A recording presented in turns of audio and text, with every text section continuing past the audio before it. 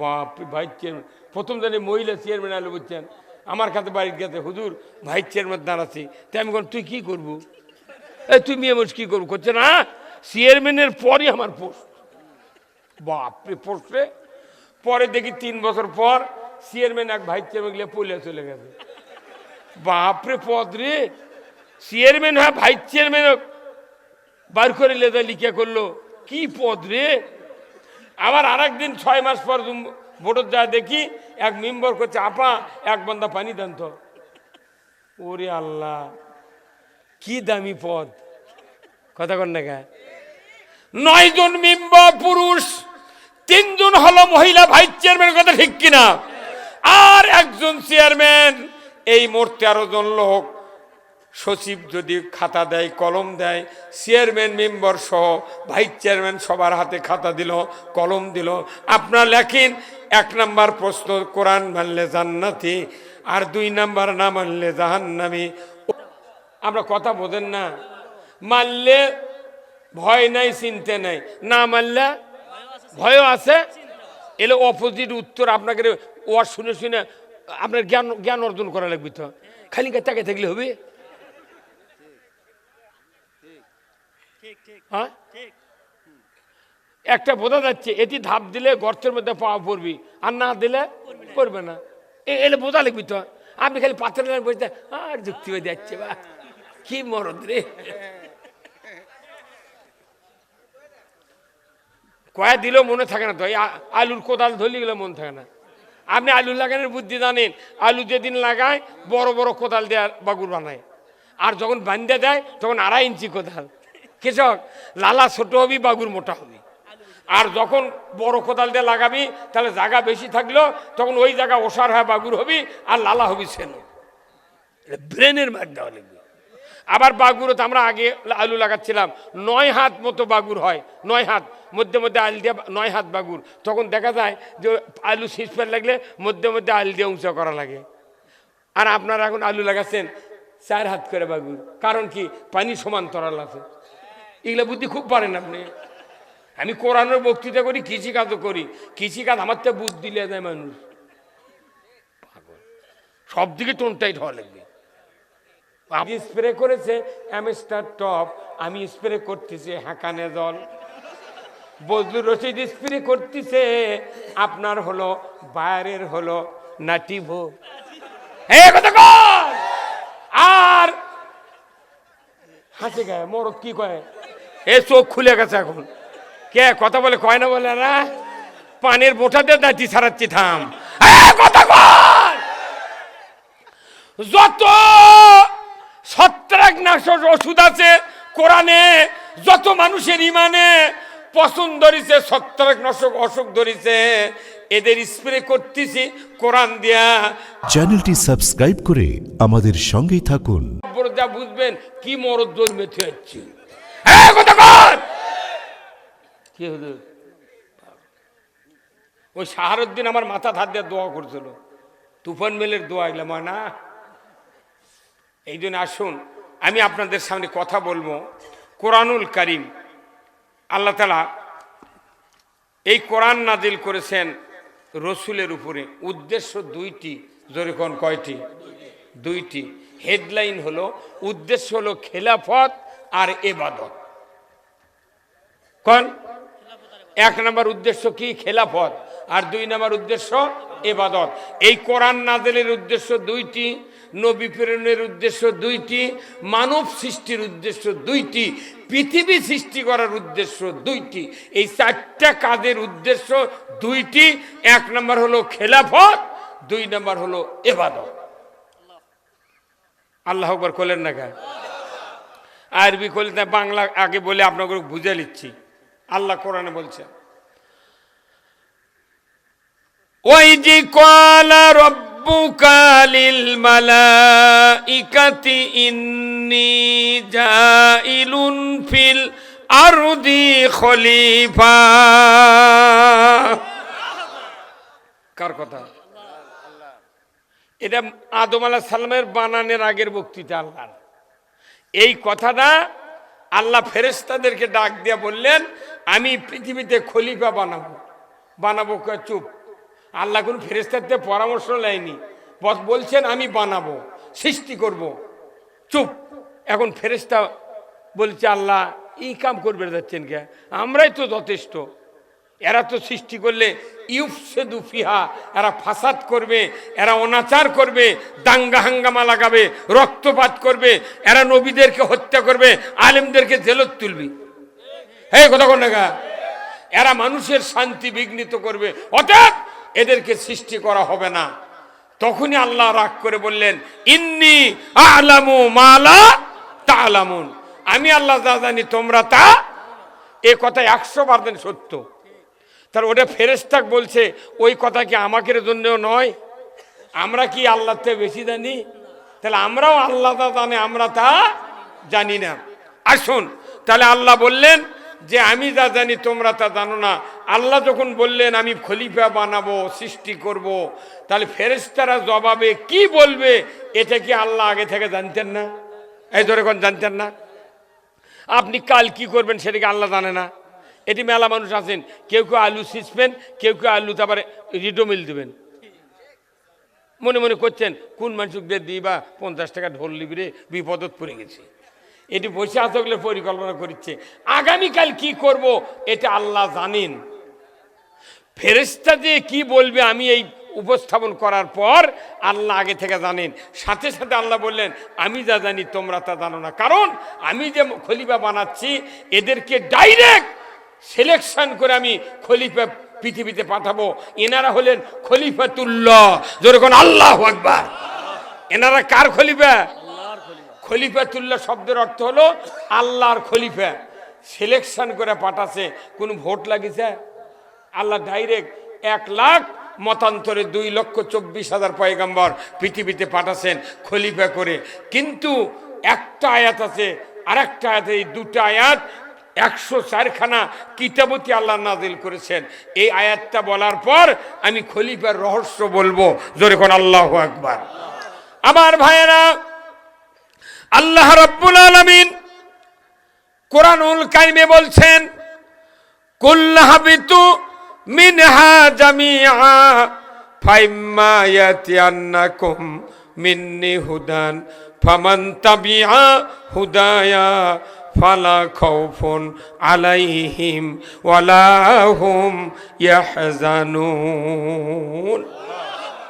আমার আল্লাহ বললেন হে আদম বংশধর, পৃথিবীর জমিনে নেমে যাও, মিন্নি হুদান, আমার তরফ থেকে যে হাদায়াত বাণী যাবে, ফামান তাবিয়া, যদি ইতাআত করতে পারো, ফালা খাউফুন, তোমাদের জন্য কোনো ভয় নাই, ওয়ালা হুম ইয়াহজানুন, তোমাদের জন্য কোনো দুশ্চিন্তার কারণ নাই। জোরে কন্যা মারহাবা। কোরআন মানলে ভয় নাই, চিন্তা নাই, কার কথা? না মানলে ভয়ও আছে। আমরা কথা বোঝেন না। মানলে ভয় নাই, চিন্তা নাই, না মানলে ভয়ও আছে। এলে অপোজিট উত্তর। আপনাকে ওয়াজ শুনে শুনে আপনার জ্ঞান অর্জন করা লাগবে। তো খালি তাকে থাকলে হবে? হ্যাঁ, একটা বোঝা যাচ্ছে এটি ধাপ দিলে গর্তের মধ্যে পাওয়া পড়বি, আর না দিলে পড়বে না। এলে বোঝা লাগবে। তো আপনি খালি পাথর বসতে আর যুক্তিবাদী যাচ্ছে, বা কি মরদ রে। কয়া দিলেও মনে থাকে না। তো এই আলুর কোদাল ধরলে গেলে মনে থাকে না। আপনি আলু লাগানোর বুদ্ধি জানেন, আলু যেদিন লাগায় বড় বড় কোদাল দেওয়ার বাগুর বানায়, আর যখন বান্ধে দেয় তখন 2.5 ইঞ্চি কোদাল। কৃষক লালা ছোট হবি, বাগুর মোটা হবি। আর যখন বড় কোদাল দিয়ে লাগাবি তাহলে জায়গা বেশি থাকলো, তখন ওই জায়গা ওষার হয়, বাগুর হবি, আর লালা হবি সেনো। ব্রেনের মার দেওয়া লাগবে।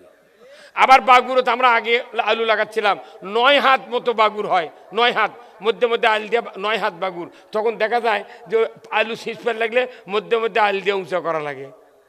আর আপনারা এখন আলু লাগাচ্ছেন 4 হাত করে বাগুর, কারণ কি? পানি সমান্তরাল আছে। এগুলা বুদ্ধি খুব পারেন আপনি। আমি কোরআনের বক্তৃতা করি, কৃষিকাজও করি। কৃষিকাজ আমার তো বুদ্ধি দিলে যায় মানুষ, সব দিকে টোনটাইট হওয়া লাগবে। আমার এলাকার যা যা কন তুমি আর বক্তা কতদিন হলে তুমি না ভীম আবাদ করে, তাহলে একজন বক্তার ভীম আবাদ করা যাবে না, ও গোয়েন্দাগিরিকে তোল্লান খাওয়া লাগবে। ওই চাঁদা তুলে খাওয়ালে মানে চলের মাঠটা ফাটিয়ে দেবো। যার সংসার নাই এর গোয়েন্দাগিরি করে সারা খাওয়া কোনো পথ নাই। আগের সংসার, আল্লাহ রসুল বলছেন একজন সংসারী মানুষ যা স্ত্রী সন্তানের জন্য খরচ করবে কিয়ামতের ময়দানে সৎকায় জারিয়ার সব পাবে। কি হুজুর? আর আমরা মনে করছি সংসার বাদ দেয়া ওই খালি দোকানে চা খাচ্ছে আর গোয়েন্দাগিরি করছে, এক ধাপ্পা আর এক ধাপ্পা দেয়া পরে যা তোর লাভটাকে তোর সোলবল ভিক্ষা করে খাবি নি যা। প্রত্যেকটা ইমানদার সংসারের দিক নজর দেবেন। সংসার যদি না থাকে আপনি স্ত্রীর কাছে বিরক্ত হয়ে দেবেন, সোলপলক মানুষ করতে পারবেন না। এই জন্য পরিশ্রম করবেন। আপনার 2 বিঘা 1 বিঘা জমি থাক, আপনি পরিশ্রম করে সংসার তরতাজা করবেন, আল্লাহর হুকুম মানবেন, রসুলের আদর্শ মানবেন, সংসার করবেন, আল্লাহ আপনার সংসার বরকত দিয়ে দেবে। 1 বিঘা জমি যদি 20 মণ ইরি ধান পান, 1 মণ ধান ওসর দিয়ে দেবেন। আমন যদি 20 মণ 10 মণ পান, আপনি 1 মণ ধান ওসর দিয়ে দেবেন। তাহলে আপনার কি হবে? আল্লাহ 20 মণের বরকত দেবে। আপনি আল্লাহ দেবেন না, খাইতে ধনী হবেন, তাহলে রাস্তাতে গাড়ি ঠান্ডা লাগবে। আমার ভাইরা, আল্লাহ বলছেন কোরআন মানলে জান্নাতি। তাহলে যদি কেউ না মানে, জোরে কন্যা কে কসে বিশ্বাস হয়? খালি ফেরাউন দোজক গেছে এটা বিশ্বাস হয়, নুমরুদ দোজকত গেছে এটা বিশ্বাস হয়, আবু জাহেল আবু লাহাব দোজকত গেছে এটা বিশ্বাস হয়। আমি যে চলে যাচ্ছি ইসলাম না মানে ওইটা স্বীকার করে না।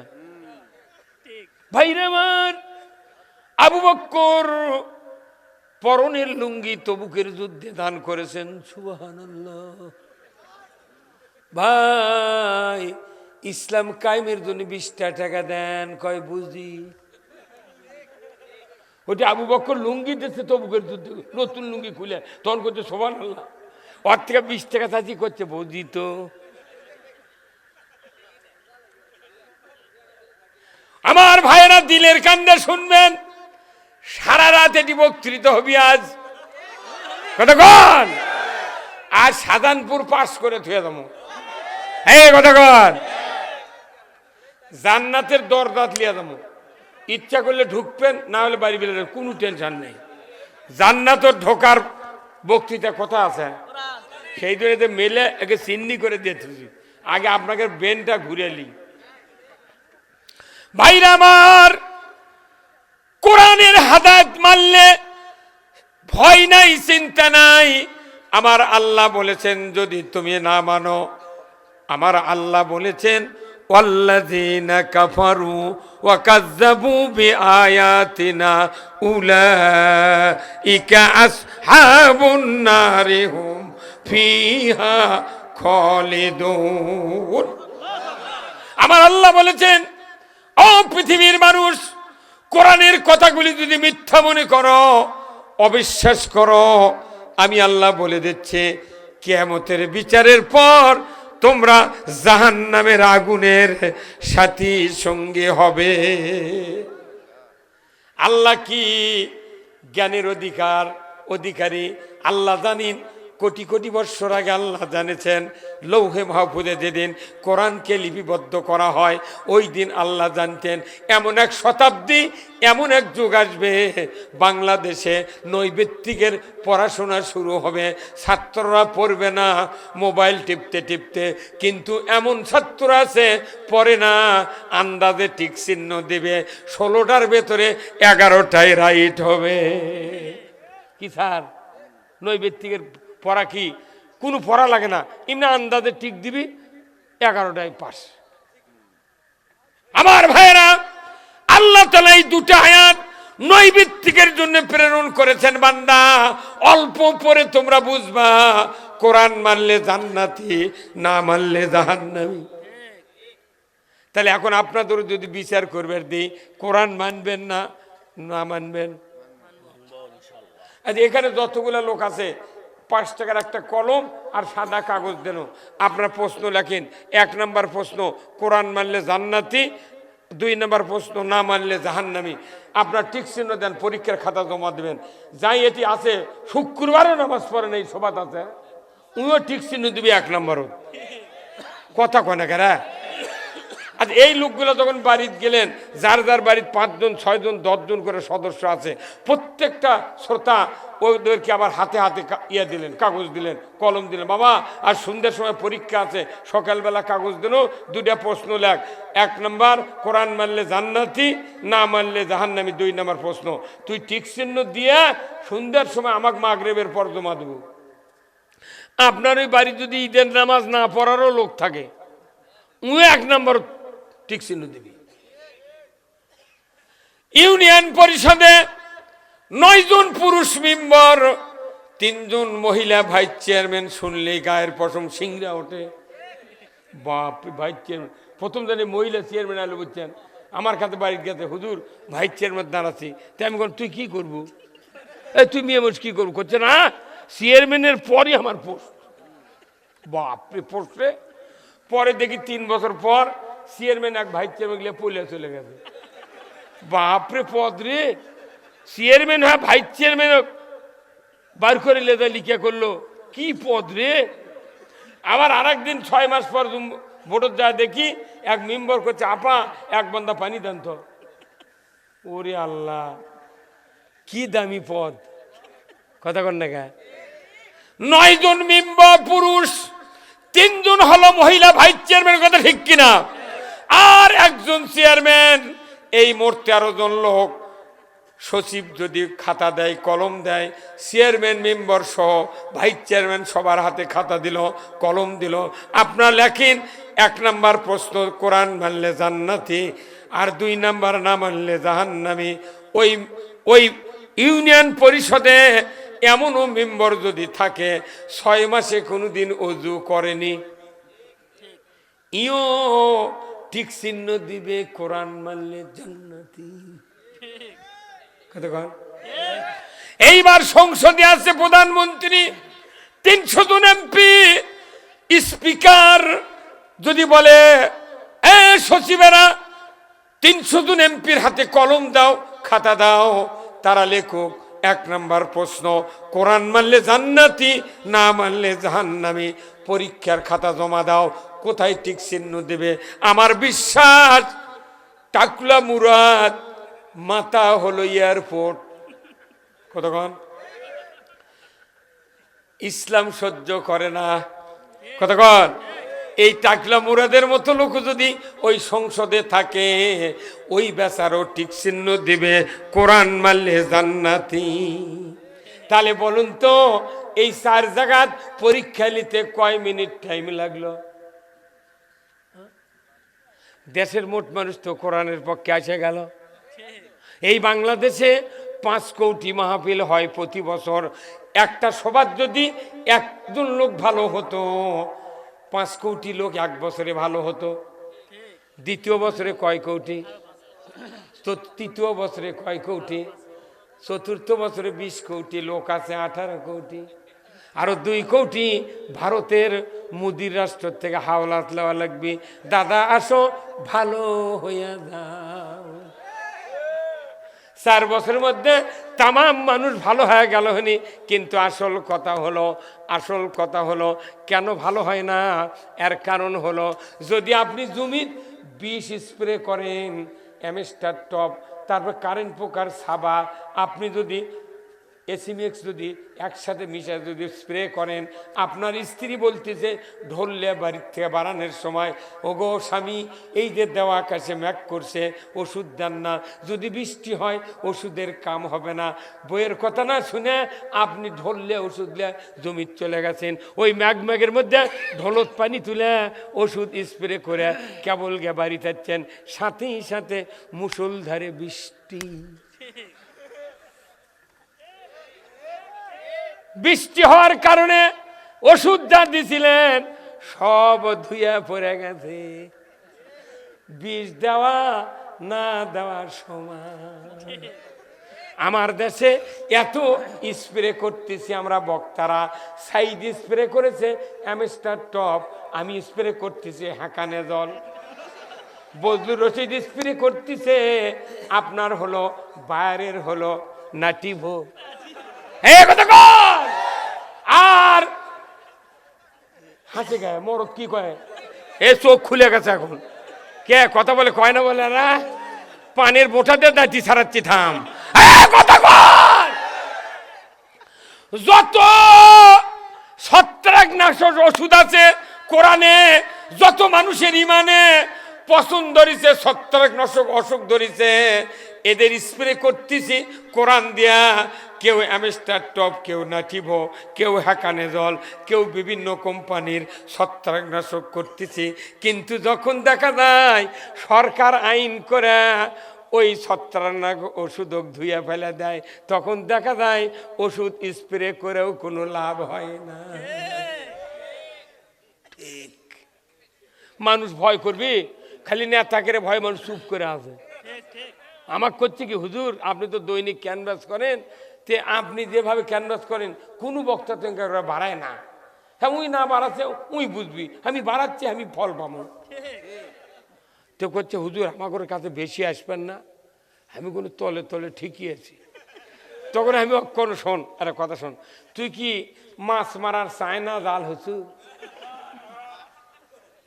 কথা কনে গা, এই মাছ মারার চায়না জাল দেখিছেন? করছে কে চায়না জাল মানে? আমি কোনো চায়না জাল পানির মধ্যে ডুবিয়ে হয়, ওটা উঁচের হয় না, পানির মধ্যে ডুবিয়ে হয়। তো তুই তাহলে করছো গোপনে গোপনে আছি, তাহলে তুই চায়না জাল। তে নবীর সাহাবীরা তুই সব চায়না জাল হলো হনি, এটি কি ইসলাম আলো হনি? তারা জীবন দেশে শহীদ হচ্ছে, তারপরেও তারা কোনোদিন আন্ডারগ্রাউন্ড হয় নাই, কথা ঠিক কিনা? যারা আন্ডারগ্রাউন্ড থাকবেন আল্লাহ বুঝতে পারলো না যে ই কোন কাম করছে। আমি যাই আছি তাই করে